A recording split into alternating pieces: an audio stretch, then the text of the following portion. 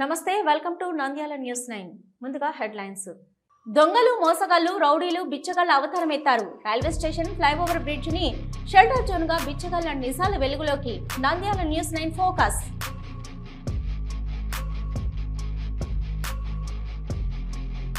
ఎలాంటి ఆర్భాటం లేని నాయకుడు ఉన్నాడంటే ఒకే ఒక నాయకుడు మంత్రి ఎన్ఎండి ఫారూక్ ప్రభుత్వ పాఠశాలలను ఆకస్మికంగా తనిఖీ విద్యార్థులకు అందని గుడ్డు చెక్కిళ్లు అధికారులపై ఆగ్రహం మంత్రి ఫారూక్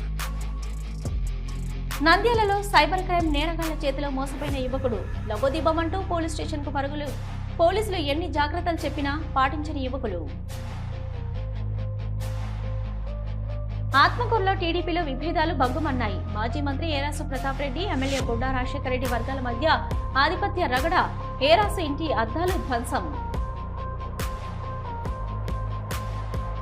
ఏటీఎం సెంటర్ల వద్ద ప్రజలు డబ్బులు డ్రా చేసినప్పుడు అప్రమత్తంగా ఉండాలి అనుమాన వ్యక్తులపై సమాచారం ఇవ్వండి సిఐ ఇస్మాయిల్ వెల్లడి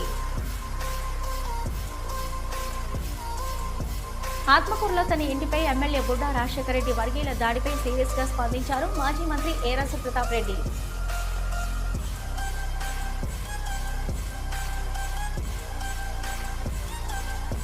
సిఆర్పీలంతా చేసే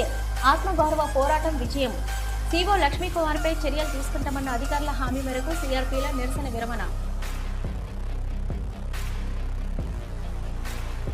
నంద్యాల పశువు శాఖ ఆధ్వర్యంలో జూలై 6 తేదీన ప్రపంచ గొరాసిస్ దినోత్సవం జంతువులకు వ్యాక్సినేషన్ కేంద్రాలు ఏర్పాటు డాక్టర్ వెంకట సుబ్బారెడ్డి వెల్లడి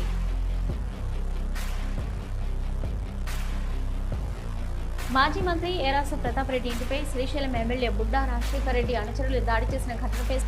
స్పందించిన ఎంపీ డాక్టర్ బైరెడ్డి శబరి